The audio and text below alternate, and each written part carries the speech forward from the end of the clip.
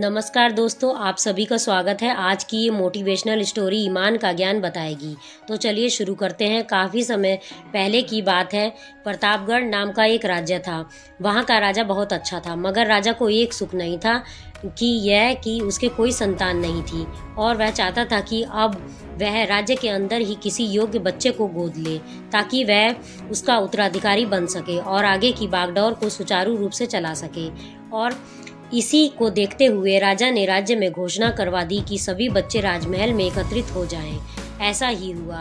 राजा ने सभी बच्चों को पौधे लगाने के लिए भिन्न भिन्न प्रकार के बीज दिए और कहा कि अब हम 6 महीने बाद मिलेंगे और देखेंगे कि किसका पौधा सबसे अच्छा होगा। महीना बीत जाने के बाद भी एक बच्चा ऐसा था जिसके गमले में वह बीज अभी तक नहीं फूटा था, लेकिन वह रोज उसकी देखभाल करता था और रोज पौधे को पानी देता था। देखते ही देखते 3 महीने बीत गए। बच्चा परेशान हो गया। तभी उसकी माँ ने कहा कि बेटा धैर्य रखो, कुछ बीजों का फलने में ज़्यादा वक्त लगता है। और वह पौधों को सींचता रहा। 6 महीने हो गए। राजा के पास जाने का समय आ चुका था, लेकिन वह डर गया था कि सभी बच्चों के गमलों में तो पौधे होंगे और उसका गमला खाली होगा। लेकिन वह बच्चा ईमानदार था और सारे बच्चे राजमहल में आ चुके थे। कुछ बच्चे जोश से भरे हुए थे क्योंकि उनके अंदर राज्य का उत्तराधिकारी बनने की प्रबल लालसा थी।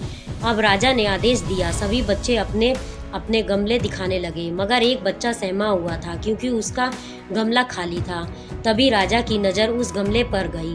उसने पूछा, तुम्हारा गमला तो खाली है। तो उसने कहा, लेकिन मैंने इस गमले की 6 महीने तक देखभाल की है।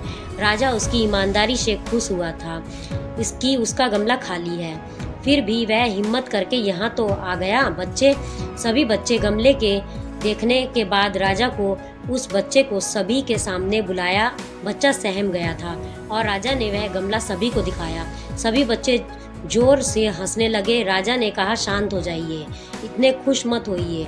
आप सभी के पास जो पौधे हैं वो सब बंजर हैं। आप चाहे कितनी भी मेहनत कर लें, उनसे कुछ नहीं निकलेगा, लेकिन असली बीज यही है। राजा उसकी ईमानदारी से बेहद खुश हुआ और उस बच्चे को राज्य का उत्तराधिकारी बना दिया गया। लेकिन हमें इस कहानी से सीखने को मिला, मेरे हिसाब से अपने अंदर ईमानदारी का होना बहुत ज़रूरी है।